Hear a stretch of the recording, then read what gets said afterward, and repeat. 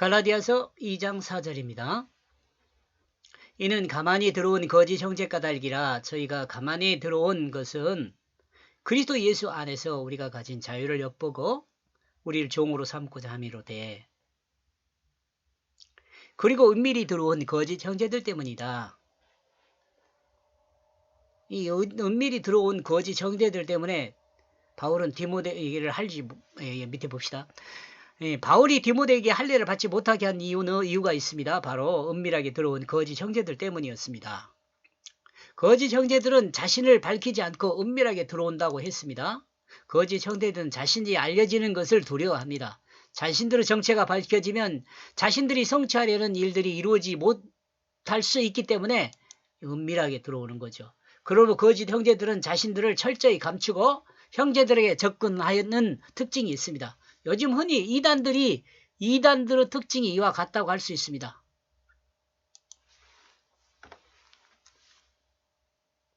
자기들 말로는 뭐 추수꾼이 어쩐 이야기를 하죠.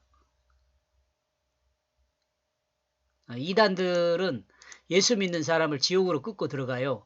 이단들은 하나님의 백성을 지옥으로 끌고 들어가기 위해서 은밀하게 들어오는 거죠.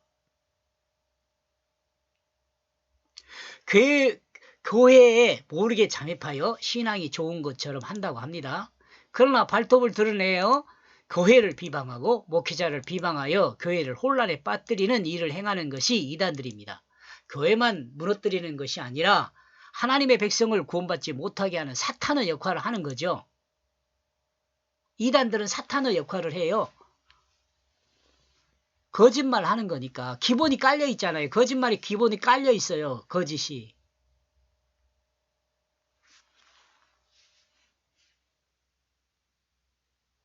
거짓 형제들이 지나간 자리는 거짓 형제들, 이단들이 지나간 자리도 똑같아요.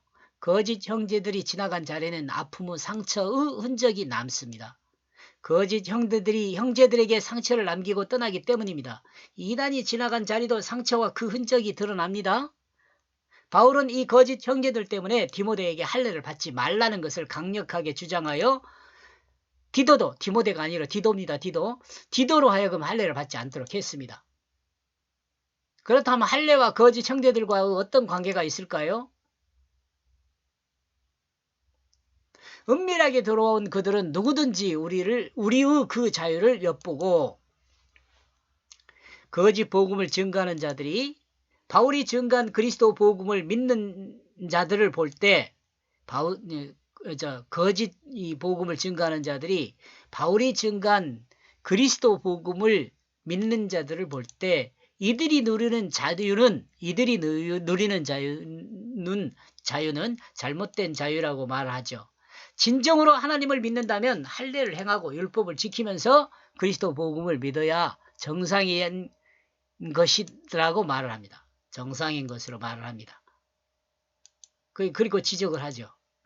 그러므로 거짓 복음을 가진 바울이 증거한 그러므로 거짓 복음을 가진 자들은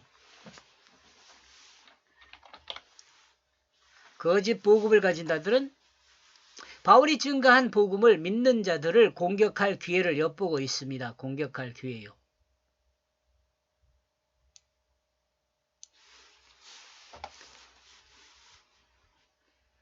바울이 증거한 그리스도 복음은 할례를 받지 않고 유대인이 지키는 장로들의 유전을 자기 의지로 모두 지키는 것이 아닙니다.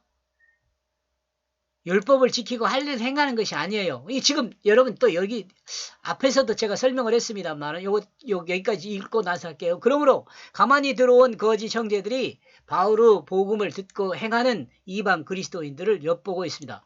자, 여기서 제가 설명하려는 건 뭐냐면 유대인들이 지키는 장로들의 유전이나 할례를 행하지 않는다라고 말했을 때 그럼 아무렇게 사는 것이냐? 그건 아니에요.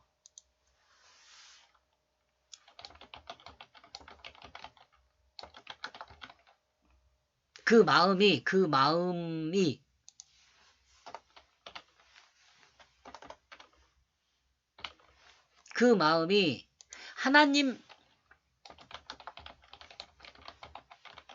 하나님 말씀으로 거듭나면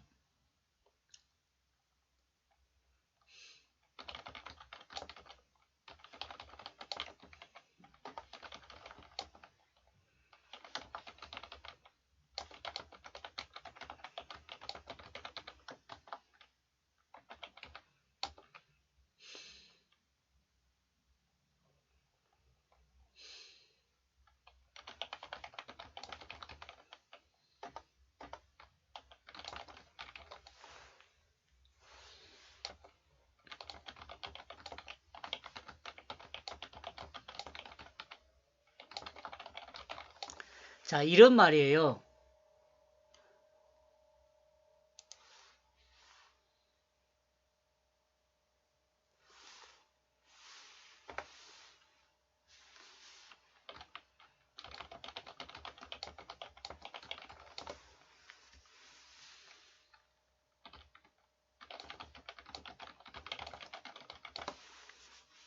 이걸 오해하면 안 돼요.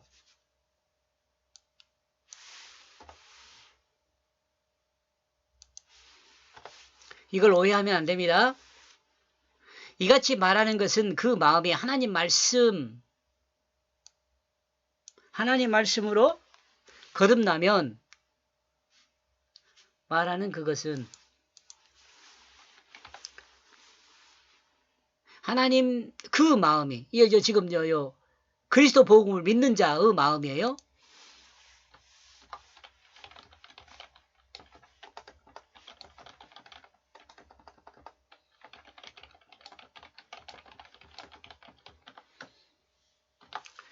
그리스도 복음을 믿는 자의 그 마음이 하나님 말씀으로 거듭나면 하나님이 이스라엘 백성에 계시한 그 율법이나 할례보다 온전한 사람이 됩니다. 그 마음이 진실한 마음이 돼요. 그 마음이 진실한 마음이 되기 때문에 할례 때문에 마음이 되기 때문에 되기에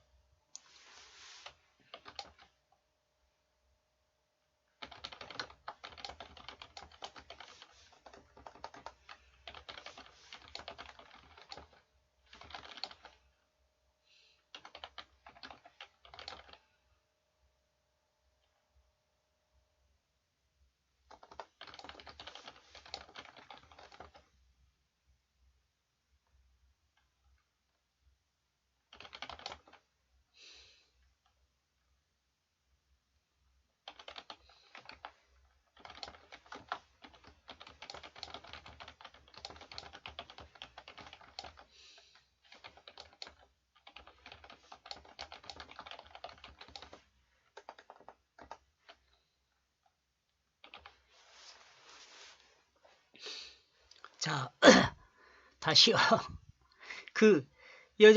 할례보다 완전한 사람이 돼요. 그 마음에 하나님 말씀을 심은 사람은 그 마음이 진실한 마음이 되기에 할례를 행할 필요가 없습니다. 그리고 율법의 필요가 없습니다.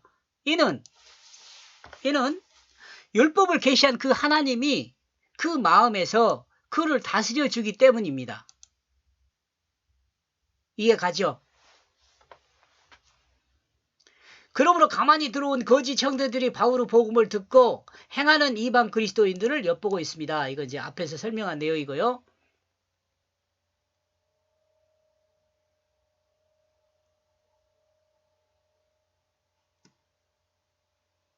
이걸 앞으로 넣어야겠네.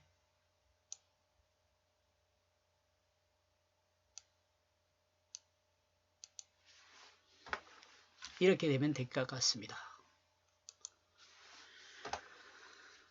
오해하면 안 돼요. 그 율법도 지키지 말고 할례도 할 필요 없다. 그러니까 무조건 네 맘대로 살아라. 그 이야기가 아니란 말이에요. 믿는 자 마음에는 하나님 말씀이 마음에 심겨지기 때문에 할례를 받을 필요가 없어요. 마음 안에서 나를 하나님이 다스려 주는데 뭐 할례고 율법이고 뭔 필요가 있어. 이보다 훨씬 차원이 높은 그리스도인의 모습이 될 것인데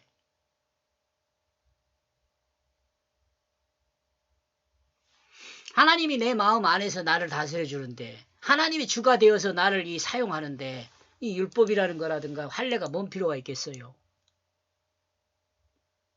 얘기를 태초로 회복한 그러니까 그 태초의 범죄 이전의 아담의 상태가 되어버린다니까.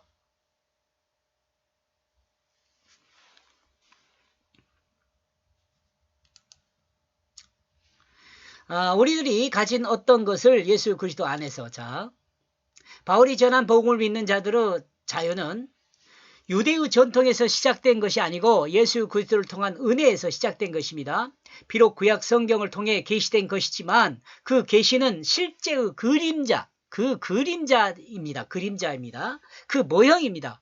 그리고 그 그림자의 실제 그 모형의 실제는 그 그림자의 실제 같은 말이에요. 그 모형의 실제는 하나님의 은혜인 예수 그리스도의 십자가의 은혜로 시작이 됩니다. 실제는. 이것은 모형이고 그림자지만 율법과 이런 것들은 전통은 그림자하고 모형이지만 이 그 실제는 그리고 그 실제 모형의 실제는 그림자의 실제 모형의 실제는 하나님의 은혜인 예수 그리스도의 십자가의 은혜로 시작이 됩니다. 이해하죠?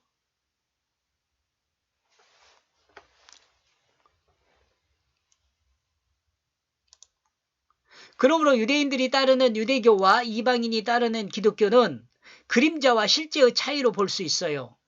유대인이 따르는 건 그림자, 이방인이 따르는 바울의 복음을 받은 이방인이 따르는 기독교는 그림자와 실제의 차이를 보입니다. 유대인은 그림자, 바울이 이방인에 전한 그 복음은 실제 차이를 보입니다. 이로 인하여 한 복음으로 통일성을 이루어야 할 문제가 발생하였습니다. 그죠? 도대체 그림자를 따를 거냐, 실제를 따를 거냐, 이런 것들을 따를 거냐가 아니고 이걸 통일시켜야 한다. 아, 그 그림자였구나. 아, 이거 실제구나. 이렇게 통일성을 가져야 한단 말이에요. 그러므로 이 문제를 해결하기 위해서 바울은 예루살렘으로 제자들을 바울과 예수님의 제자들이 예루살렘으로 모였을 수 있습니다. 그죠? 모였을 수 있다기보다 모였죠. 바울이 증거한 그리스도 복음은 그리스도 안에서 얻어지는 자유를 누리는 것입니다. 그러나 유대적 기독교는 유대적 전통에서 벗어나지 못하고 그 올무를 메고 진정한 자유를 누리는 그리스도인들이 되지 못하게 합니다. 이는 하나님의 뜻을 정확히 이해하지 못했기 때문에 이와 같은 일들이 벌어졌어요. 하나님 말씀을 보냈는데 하나님 말씀의 뜻을 온전히 이해하고 그 뜻을 따라 살았다면 만약이란 말이 과거 역사 속에서 아무런 의미를 갖지 못하지만 그랬다면 구태여 말씀 자체가 올 필요가 없죠.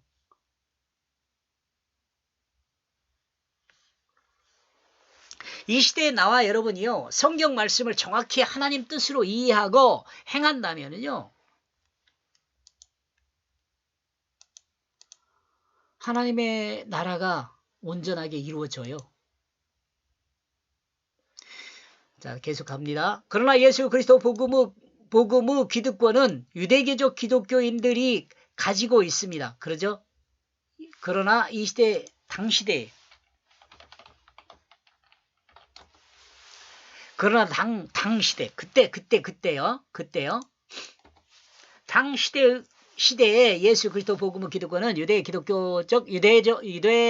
기독교인들이 가지고 있습니다.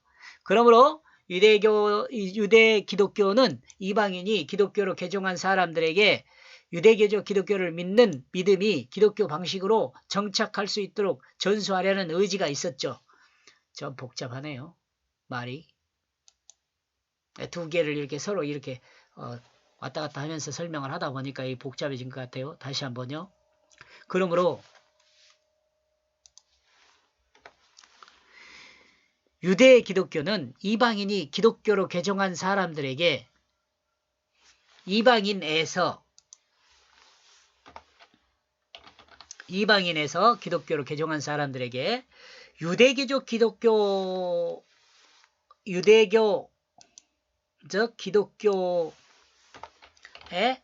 그 믿음이 기독교 방식으로 정착할 수 있도록 존수하려는 의지가 있었습니다. 그러나 이에 대한 바울의 견해는 달랐습니다. 이런 점에서 예루살렘 교회와 이방 교회는 그리스도인으로 사는 방식에 대한 충돌이 있었는데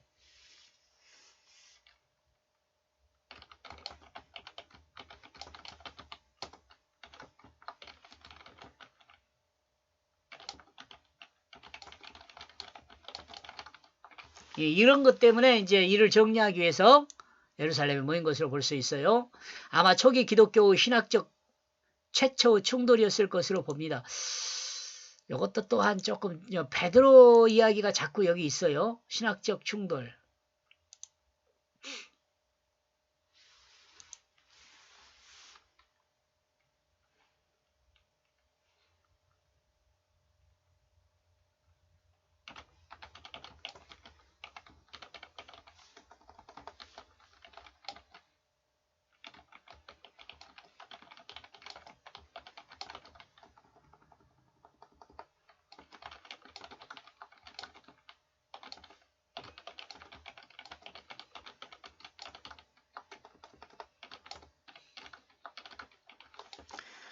고넬료한테 그 복음을 증거했을 때 이런 충돌이 있었어요.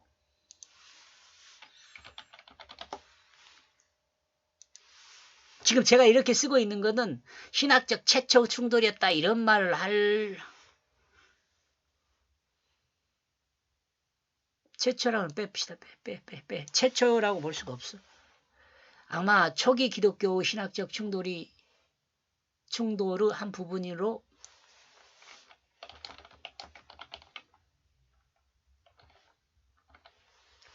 본다. 그래 그렇게 합시다. 예, 그죠?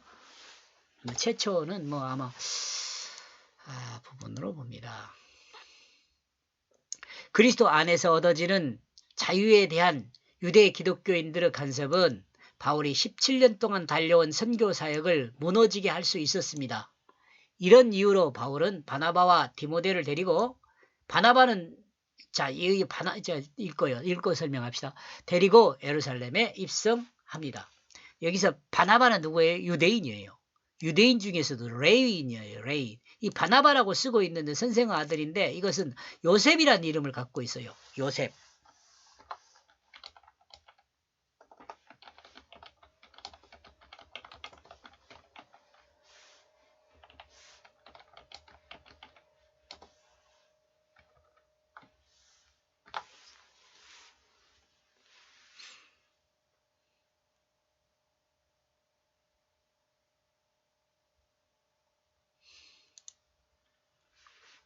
그들은 우리를 종으로 삼기 위하여 가만히 들어온 거짓 형제들은 이방인들에게 할례를 행하고 유대교 전통의 일부를 수용하도록 강요했습니다. 이렇게 하므로 자기들의 기독교를 이방인들에게 강요하게 되고 이로 인하여 그들은 유대교적 전통을 지키며 행해야 한다는 이 올무로 속박하여 종이 되게 하려는 의도가 있었다고 지금 말하는 거죠.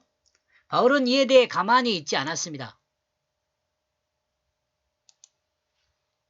하나님은 마귀를 대적하라고 말씀하셨습니다. 이는 거짓을 대적하라는 말과 같아요. 가만히 들어온 거짓 형제들의 거짓을 통해 이방 그리스도인을 무너뜨리려는 그 시도를 하고 있었습니다. 가만히 들어온 거짓 형제들은 거짓을 통해 이방 그리스도인을 무너뜨리려는 그 시도를 하고 있었습니다. 그리고 이 방법은 할례를 행해야 참 그리스도인이 된다는 거짓을 강요하고 있습니다. 바울은 이것에 대해서 해석하기를 우리를 할례의 종이 되게 하려는 것이라고 말을 합니다. 그리고 은밀히 들어온 거짓 형제들 때문이다. 은밀히 들어온 그들은 누구인지 우리의 그 자유를 엿보고 누구든지 우리들이 가진 어떤 것을 예수 그리스도 안에서 우리들이 가진 어떤 것을 엿본다는 거죠. 그들은 우리를 종으로 삼기 위하여. 이렇게 해서 4절 정리합니다. 고맙습니다.